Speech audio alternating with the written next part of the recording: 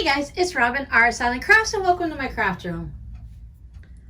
This week I am working on some turkeys for our American Thanksgiving coming up soon. This year it is on the 28th, so that gives us about 3 weeks to get things done. It's not too late to make some Thanksgiving turkeys, right? Plus, whatever we finish this year, if we don't make it in time to decorate for Thanksgiving, we can always put it away for next year. Now, I mentioned a couple weeks ago that I wanted to do a Dresden turkey for Thanksgiving. So I was getting prepared. I have my Dresden rulers. I have the Easy Dresden from Easy Quilting. This is from Darlene Zimmerman. It's one that most people start with. I've had this one for years and years. And then I also have this layer cake Dresden plate from Missouri Quilt Company that does a little bit of a larger one. As you can see, this one ends here, this one ends there. So I was getting prepared. I had all these out and I started looking up for different turkey patterns and stuff. But then I started to think, well, not everyone has these specialty rulers, Robin. So what if someone wants to make a turkey and they don't have the special rulers, but they still love to look at the Dresden? A little bit of Googling, a lot of time on Pinterest. And I found this little turkey guy. He is meant to go on a towel. He's from Baby Lock. So they have all the directions. I'm going to put a link down below for it. It's a free pattern, so anyone else who wants to sew along with me can go ahead and do that. I did my test out one on just a little small wall hanging. This is a 12.5-inch square. I have already gone ahead and I've just done some straight line quilting, and I quilted all around here. I've got polyester batting. So you have an option of doing it this way and putting it on a wall hanging. You can add it onto table runners. You can put it on a candle mat, a tote bag, anything you want. This is going to be a fusible applique project. You can do it any way you prefer to do applique, but today we're going to do fusible. I'm going to move my practice guy out of the way. Now I happen to have a red towel in the house, a brand new one for craft projects, which kind of looks a little orange to me, but he is red. I have not replaced the light bulbs yet. And another forewarning here, they're working on my road again. At this point, I think it's been 20 months that they've been working on my road. It looks like they're finally going to get ready to pave it, but during this video, we might hear some loud humming and vibrations and stuff in the background. If that happens, I'm very sorry. I've started it in between a little bit of time when they're working down that end of the road, so hopefully we can get this done and they don't show up again. So I have just a basic red towel. I picked this one up at the Dollar Tree. It already came folded in half and folded into thirds like this, so that's going to help us when we go to place our turkey. Now the pattern calls also for some rickrack. I didn't have any rickrack that would work with these fall colors, so I just went ahead and I free-handed some little turkey legs. As you can see, they're just thin little rectangles with the 2 little toes. You could put 3 toes, but I figured 2 was easier to stitch down, so I went with that. Now on the one we're going to work on with our towel, I'm going to go and make my guy a little bit crazier this time. I want to have some more fun colors. So I pulled out my little polka dot stash. I'm just starting to slowly build this up. I love polka dot fabrics. So I've been slowly going through and separating from what I do have and putting it into the stash here. And I was very lucky that someone generously sent me their polka dot scraps. Now these were too narrow to work for this pattern, but I'm going to show you a little trick I did because we're already making a quirky turkey anyway. So let me just go ahead and make him a little bit extra funky. He's going to be all polka dots, but I was lucky enough that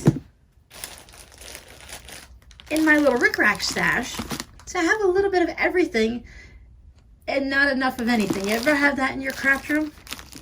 But I do have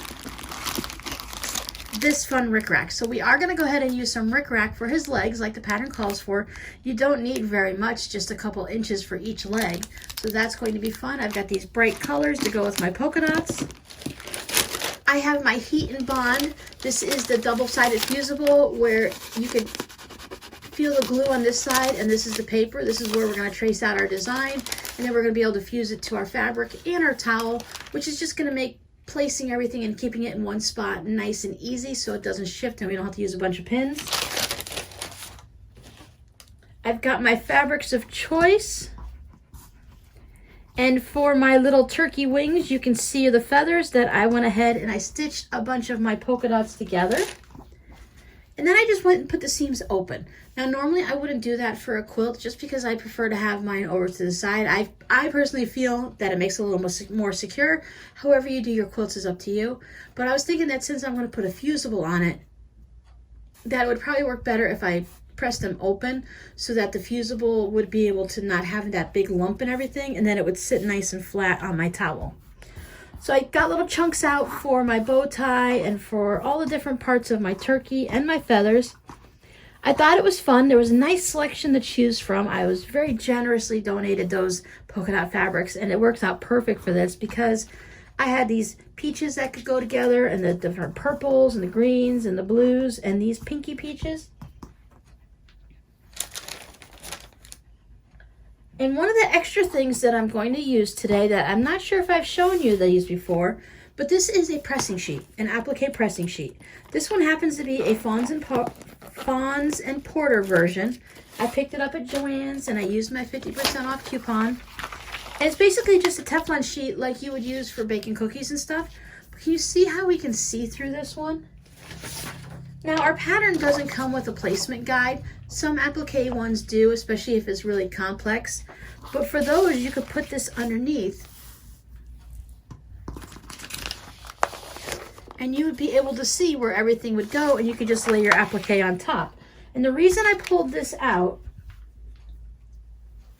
when I was working on my practice turkey, it's really difficult to see, but right there, I needed to have the legs go underneath, and this leg, I missed it. So I'm going to show you how to use this so that we can get everything placed exactly where we want it. And until we fuse it down to our fabric, it's not permanent. We can lift this up. Does anyone remember color forms where you had those vinyl things that you could stick down on the cardboard background and you could just move them around? It's going to be the same principle. I believe they brought those back a few years ago. But when we get to that point, I'll show you how to use this mat. I went ahead and printed out my pattern, and I didn't pay attention, and I didn't hit to shrink to page, so it did print out this large pieces here. So unless you want to have everything larger than it is, you might want to make sure you have it set to print to page or shrink to fit or everything like that. We're not doing anything that it needs to be an exact inch. There's no little square like you have normally so that everything is going to fit perfectly. We want this to be a little bit smaller. We don't want it to be this large. It only printed this one page, so I missed out on all the other pieces, so I couldn't even make a larger one like this if I wanted to. Now I just need to go ahead and trace out all of these elements onto my heat and bond.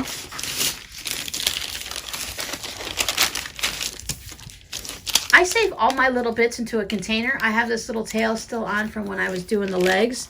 Let's see if that'll fit our little bow tie. So that's going to definitely fit our bow tie nice and easily, and I'm not gonna have any waste. I'll be able to use this up.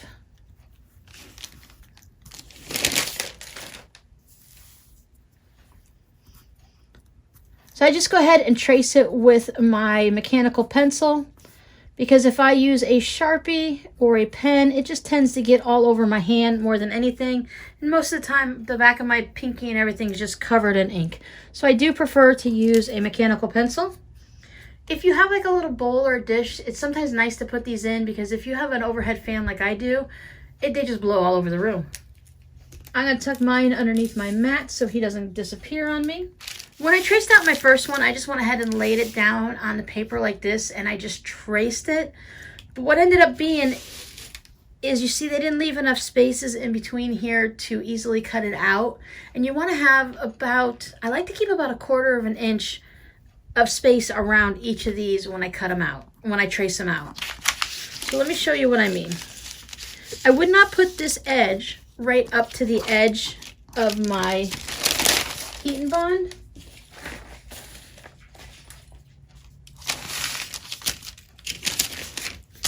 But I do want to keep it in a spot so that I'm not wasting into the heat and bond, because it's not cheap, it's not expensive, but it does cost a bit of money. And why waste our supplies, right? So just hold it down. If you want, you can go over it with a straight edge and make sure everything is perfectly straight. I tend to just straighten it up when I am cutting it with my scissors. And then I move my paper, or I move my template here just to another spot, and I make sure that in between these two spaces here that I have a good 1/4 inch so that I can go ahead and cut between the two of these, and there'll be enough heat and bond for both of these feathers. So let me just go ahead and trace these out.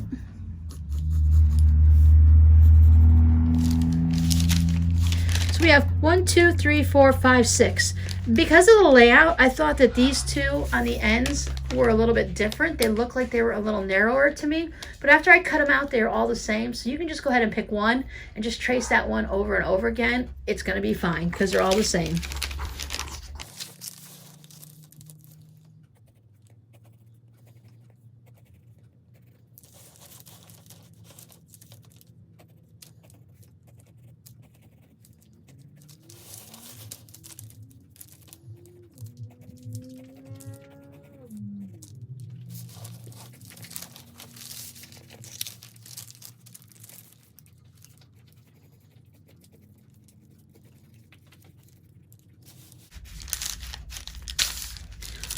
When I do the circles, and even with the straight lines, really, I like to do this kind of like a scratching all the way around.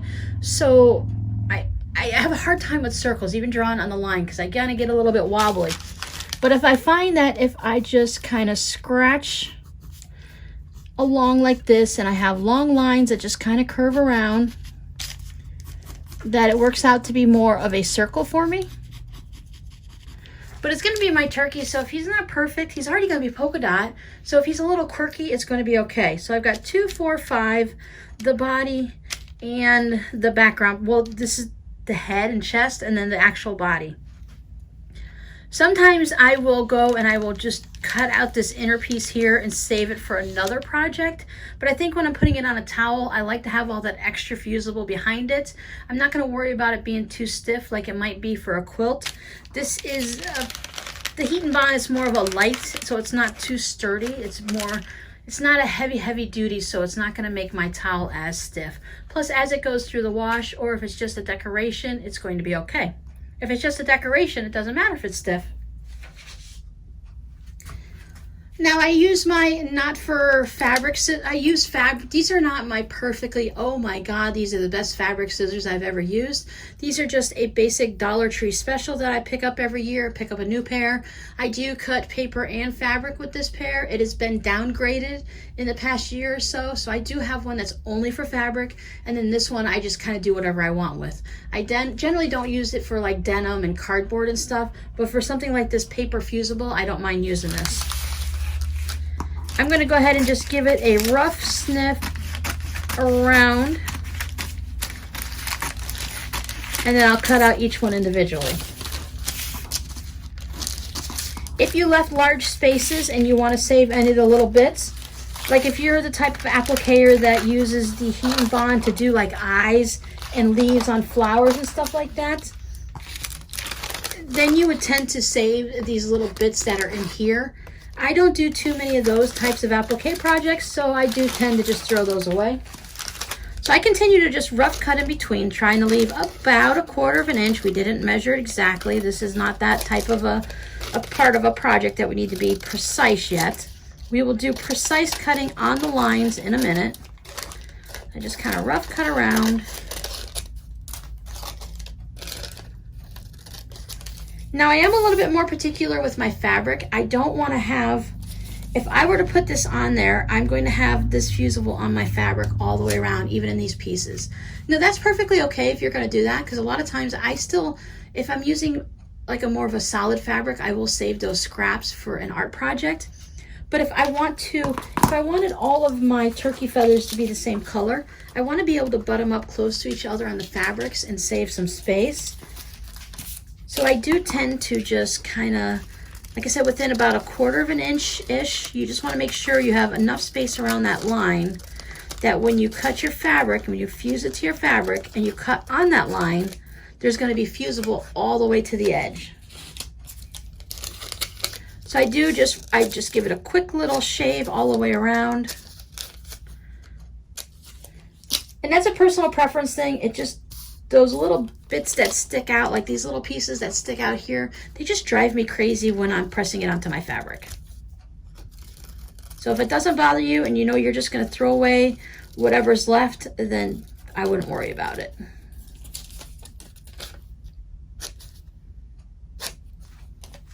Now you're going to be following the directions on your fusible. So I have my iron getting over there all warming up for me. Read the directions. I generally, anytime I buy a new package of anything, I read the directions because you never know if they're going to change anything over the course of time. Now you see this piece right here that I'm cutting off. I will probably go ahead and stick this in my little bin because it would have been the perfect size for our little bow ties.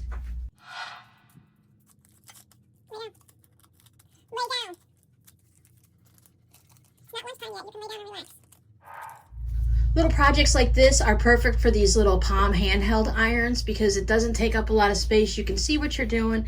It gets nice and hot, and I don't use steam for this. Let me just go through, make sure. I'm going to start with my feather here. Give him another good press. Now we can lay these out and see how we want them to look. Like if we want to make sure we're going to do dark light, or solid, semi-solid, however you want to look at it. Keep my peachy pinks separate from each other. I really like the purple because, you know, he's my favorite, so I'll put him in the center there.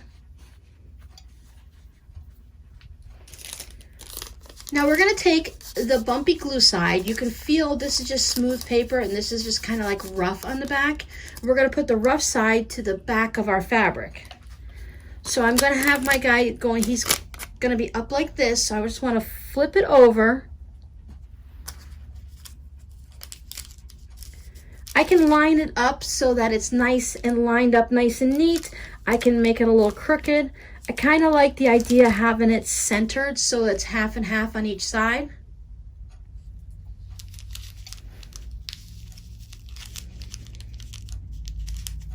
Then following my directions, I'm just going to go ahead and adhere this to my fabric. I put it down towards the bottom so I can save this little bit up here. As a scrap project maker, I'm going to make good use of that, and it's already sewn together. So that is going to show up in another project. I like to flip it over and just give it a nice little press from the other side. And then he's all set. So I'm going to do the same thing for the next 4. Just flip them over. And since we already noticed that since we already discussed that they are all the same, I can go ahead and I traced them all out to be the same. Each one is the same. I don't have to decide which feather goes where. Once I decided my placement, that was it for that. Depending on the age of your child and how they are with irons, this would be a fun project to do with them. Or they can just help you pick out the fabric and decide where everything goes.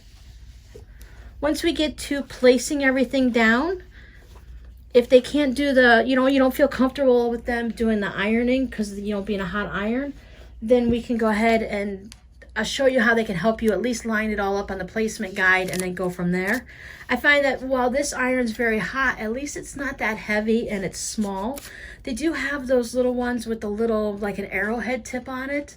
I want to call it a shovel iron, but I'm pretty sure that's not what it's called.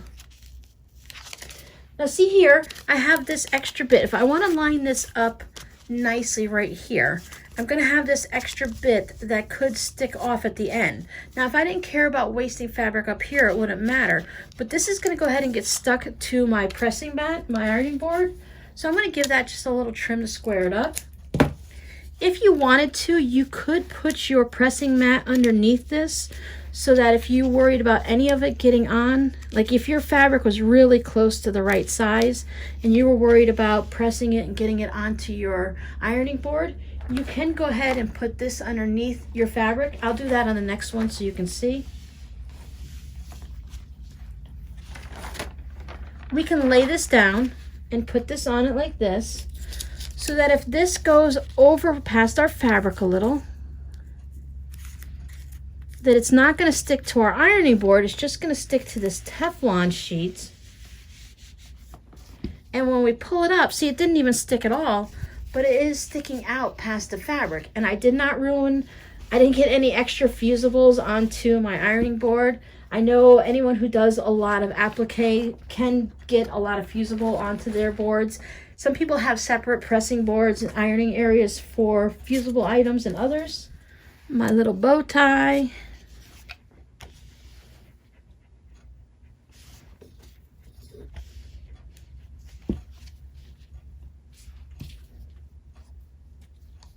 I thought these would be really nice in a batik. That a batik kind of turkey would be really cute.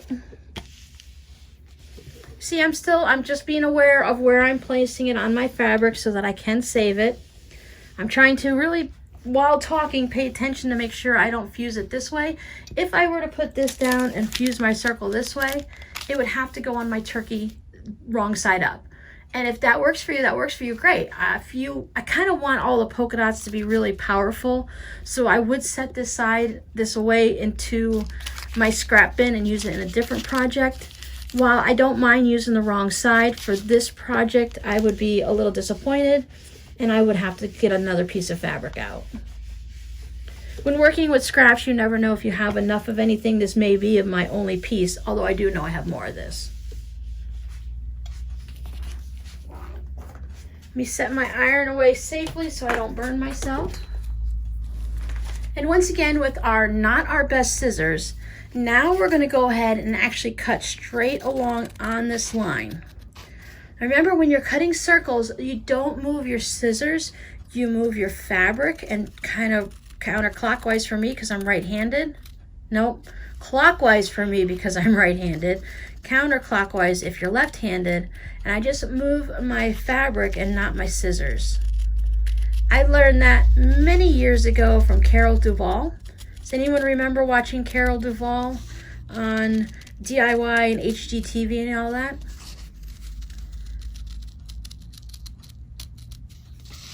I learned a lot. She's the one that pretty much got me into being a multi-crafter because she taught us everything.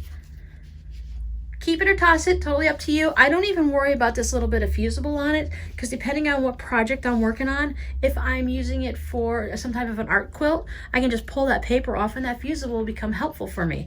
If I'm going to use it in a sewing project like a little zip bag or something like that, I might just trim this down anyways and save this part into my itty bitty.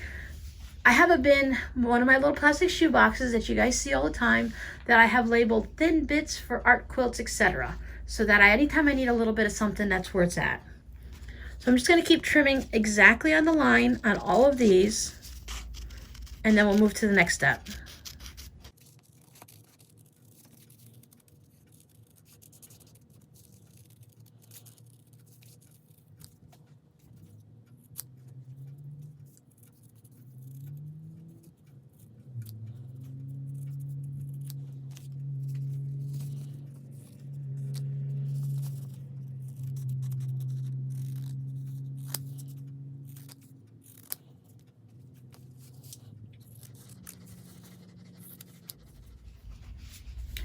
Remember when I said I wasn't too worried about my lines being perfectly straight, that I would fix it when I'm trimming them up and cutting them? My scissors, I have a nice long pair of scissors. They're just basic office scissors, as I said. As I'm cutting, I will just go ahead and cut straight across, and that'll give me that straight line. Now this line is a little bit longer, so I'll cut part way, slide it up, and finish cutting. My scissors are not the greatest at the tip. These aren't meant to be that type of scissors, but on the shorter ones, it just makes a nice straight line as long as I don't get any curvy-wurvy with my hand. It just nips it off nicely, and I have some nice straight lines, and everything is good. Now, do you remember the trick I showed you before about removing the paper? We can go ahead and score it with a pin or the seam ripper. Don't push so hard that you're going to go through your fabric. Lay it down on a flat surface, and then just kind of scratch it just a little bit to score it, because you want to be able to peel this off. Now, with all of our trimming and everything up, we know that everything has gone ahead and cooled off by now. You don't want to try to peel it off when it's hot, because your fusible will come back off on the paper.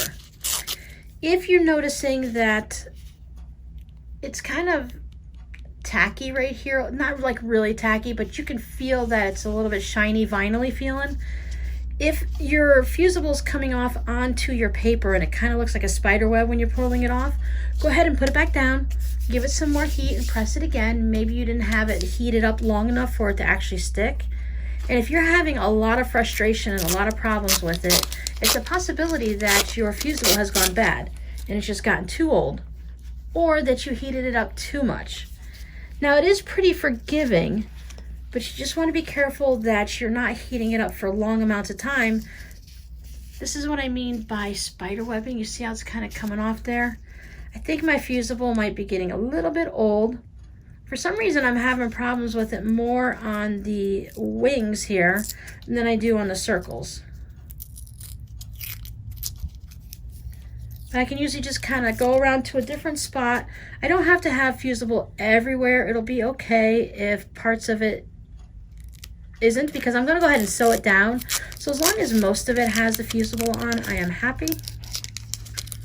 Sometimes I wonder if there is a reaction to different types of dyes or fabrics that it just doesn't seem to like.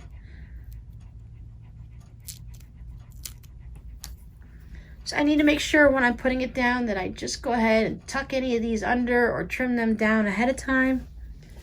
So let me remove the rest of these papers and I'll show you how to use that placement guide.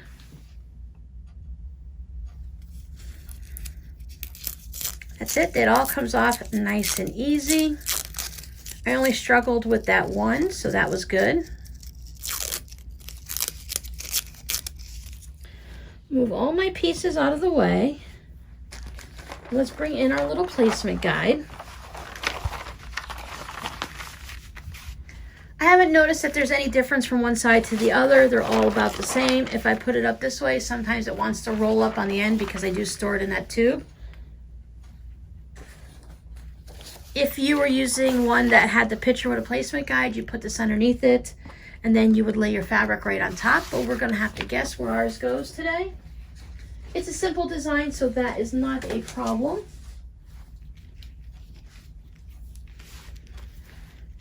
As we're doing this, we're gonna wanna tuck our feathers underneath the body so that it's all nice and coordinated. So when you do an applique, there's generally a piece that goes under and a piece that covers. A lot of times you'll have a straight line and then dotted ones, and that means it's going to go underneath something. This is such a simple design that we don't have to worry about that too much. I started with kind of figuring out where I wanted my guy to go. Kind of looks like he's sitting on a moon. You could put your body all the way down, or you could put it up a little bit. I kind of put mine all the way down. I guesstimated on the sides to make sure everything was nice and separated. Now we can put everything together and then iron it, or we can do it in layers like this. I'm going to go ahead and put my bow tie on.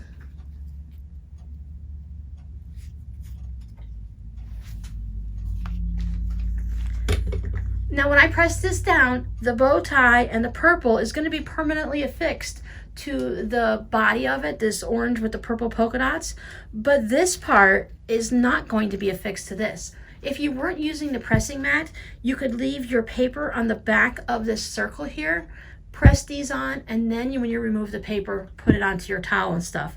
But I'm just going to go ahead and do this in layers. We could take this and just press our bow tie on and then add this layer back over here. But I think I'm going to go ahead and just leave it. I mean, there's only 2 polka dots, and yet I can't figure out which way I want it to go. I'm going to go ahead and press all 3 layers together at the same time. It'll be fine. Make his bow tie a little crooked if you want. You could skip the bow tie. They don't have anything for eyes because they would be so small anyways. You can add little beads. You can make little fusible ones if you want. Add embroidery knots from the French, French knot. You might want to do it before you put it on the towel so that there's nothing showing on the back of the towel. But if you're doing it on a quilt or a wall hanging or something, you can do it before you put the backing on.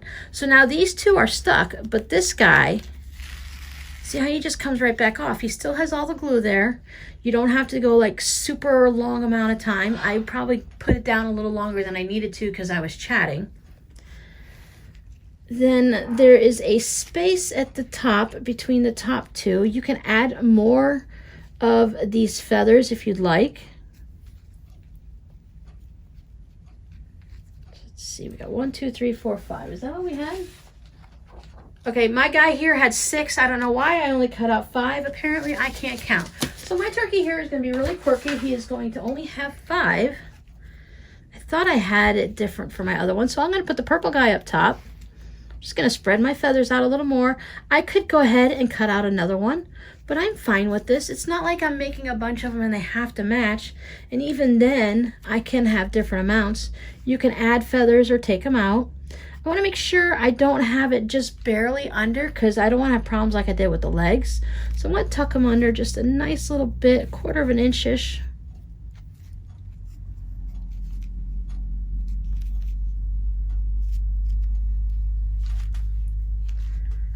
Then I don't need to press all of this. I just need to press where it's connected here. Just enough to give it a little bit to hold it so that that orange polka dot circle is holding on to the feathers. Let it cool for a minute because if it's too hot, you could have some issues. You don't want to have any glue left behind. You don't want pieces falling apart. Plus for me, mostly I let it sit because it burns my fingers. And then when I pick him up, I have all of my pieces temporarily glued down so I can go ahead and just set him right onto my towel. I'm not adding any fusible to my rickrack. I'm just going to put them underneath here and then let that hold it. I can add that now or I can do it afterwards. From what I can tell in the picture is they had the little rickrack leg and then they took 2 little pieces and had it so it had that point that comes out like that. So let's figure out this to start with. How much of a leg? I can even skip the legs if I think that this is going to be too much. Or maybe he might have, those legs might be too wide for me. They do have this much narrower rickrack, and then I've got a medium. This is so old that I picked this up at a thrift store. It was 90 cents. This is from 1980. Now this one's a newer one that I purchased not too long ago. Going to garage sales and thrift stores is a great way to look for your craft supplies. I could also have the 2 with the micro and the medium, and I can layer them. Or there's a thing you can do with rickrack to where when you put them together, you can crisscross them like this so that they go over, so you should have both of them. Now that's not anything we're going to need today, but I just wanted to give you that so it is an idea out there if you're dealing with rickrack. And as you can see here, if I needed white rickrack, I have the other side of my rainbow and it will work out fine. So I think he might need scrawny little white legs versus the wider. But I do like the rainbow look, so I might just go ahead and keep that anyways, just because it is fun. I can decide where I want to start it out. If I want to start it out here, maybe if I cut it right here. In the pattern, it just tells you to put, let's see what exactly it says. It says, use the rickrack trim to create fun turkey legs. It doesn't tell you how to do the little bits or anything that they did. You're just going to have to guess from the pictures. It's not that hard. It's just another one of those patterns that doesn't give a beginner all the information they quite need. So let's give it to here. I'm going to cut the exact same size for the other side.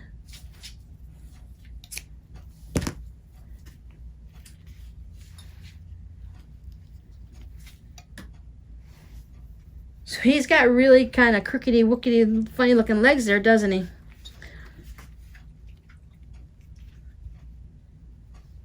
Now I can just leave him like that, or I can go ahead and put one of these bumps down Now remember, whatever you do, you're going to have to stitch this down unless you're using the heavy duty heat and bond that doesn't require any sewing.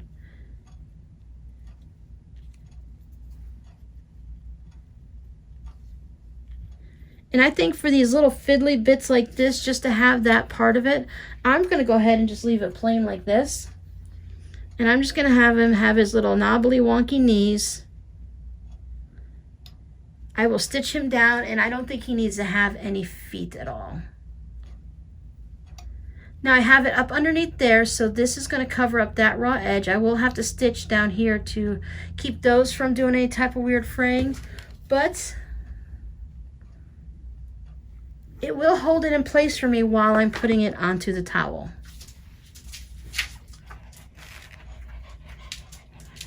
See how it's adhered onto there? This one might be just a little bit. So, okay, let's figure this out. I didn't get that quite right. I can go ahead and just gently pull that off. Make it so it's underneath there a little bit further. And give it another little press. You may not be able to do too much, but sometimes like that, you can take just that little bit and adjust it so it doesn't move at all when you're stitching. So here he is. He is not fused to anything, so he's still movable and adjustable. But each layer is fused onto the layer below it. So he's got a nice, easy to move around. I don't have to fiddle with him too much when I go to put him on my towel. If it matters to you where your tag is, if you want that on that side, if you want it on the back, I probably will take the tag off. But if I put the tag on the front when it's hanging over the bar on my oven on the handle, then I won't see it on the back of the towel. So if I'm giving this as a gift, I might want to leave the tag on. As I mentioned earlier, it came all folded, so here it is. I already know where the halfway marks are here, and I've got these center bits. So I want to have him so that he hangs as he's coming off of the oven. I wouldn't want him over the top here because then your towel wouldn't be even. I don't have a lot of things that drive me crazy, but I do like my towel to hang so that the bottom parts are even. And you can line him up, you can do the measurements, but he is a quirky guy, so he can be put on crooked or straight, whatever floats your fancy there. Kind of look at them, decide if you like that. See, this is the fun part about having everything together. I'm not having to move each little feather around to figure out exactly where I like it. So I'm just going to call that a day and leave it like that. Now this is when you're going to really be following the directions, and you're going to want to fuse it really well. I like to give it a little bit of a tack so that everything's down and there's no wrinkles. Then I can go through and I could do the 4 to 10 seconds, 8 to 12, whichever your fusible tells you to do. If you don't have any heat and bond, you can just go ahead and pin it down. You can use little dabs of Elmer school glue. You can use a glue stick.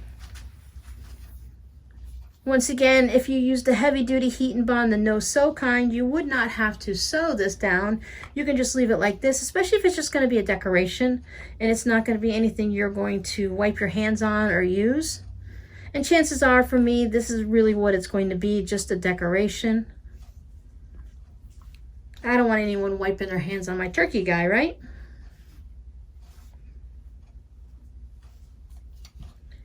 With pointed Dresden things like this, if you want, you can use a small, like the parts of a tie, because they already come to a point. You might have to make it, it'd be a bigger turkey. You could put them on a pillow that way, and you maybe use your father's or your grandfather's ties. Or when your boys were little and they were at church and they had all those cute little adorable ties, you can use the skinny end or the wider end, depending on the size of the tie and the project, and use those for your little Dresden feathers. So the only thing left for this towel now would be to take it over to the sewing machine. I would do a top stitching around every little aspect just to hold it all down so I know over time nothing's going to happen with it.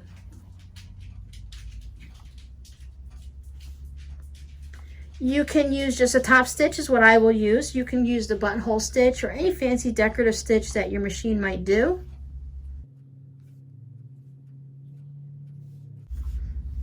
I'm going to put a red thread in my bobbin just so it doesn't show, but as a decorative towel, they're going to be looking at the front of it. Only another crafter might look on the back to see what the back looks like, just to see how you put it all down, especially if you use the heavy duty stuff that you don't fuse. But most people are just going to see it for its cuteness. Now, since I used the rickrack, I don't have to stitch this down if I don't want to. I can let my turkey legs just kind of like hang loose like that. And I do kind of like that idea. Maybe put either, if you have it, you can put a little bit of the Elmer's glue or the fray check on here just to stop anything from unraveling at all. You can put a little top stitch. You can tuck it under and stitch it or glue it. But I think I'm definitely going to let these little legs just hang free. Stitch all around it, and then he'll be done and ready to hang up. French knots for the eyes. You could glue some beads on it. You can even just use a Sharpie and put little, I think for this guy, I'm just going to take a little Sharpie and put 2 little black circles on it and then call it a day. So let me take this over to my sewing machine, get it all stitched down, and show you what he looks like. Tommy Turkey's all done. Do you guys ever do that? Do the double letter thing? So if it's turkey, you have to call it with a name. It has to be with a T also. I think he's going to be fine. He's a little bit wonky here and everything is not exactly straight. But since I'm using a polka dot turkey, you kind of expect things to be a little bit wonkified anyway. And none of it's actually that horribly wrong. Let's see. Yeah, he's lined up pretty good. His legs, he probably could have just went off to the side a little bit more. You can fiddle around with everything as you're laying it down. Remember, the pattern came with 6 and I only traced out 5 and had 5 prepared. So that is what I used. You can add extra, you can take off some.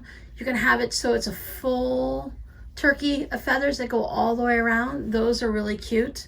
A lot of times the Dresden is almost a full circle with the turkey on top. So if you like the look of the Dresden, this is a nice alternative without having to go through the whole process, especially if you don't have that specialty ruler.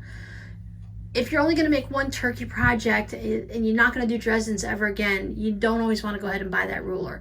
Something you could do at 2 o'clock in the morning when you're crafting and you're not able to like run out to Joann's and grab what you need. Fun little project, something for the kids to help out with.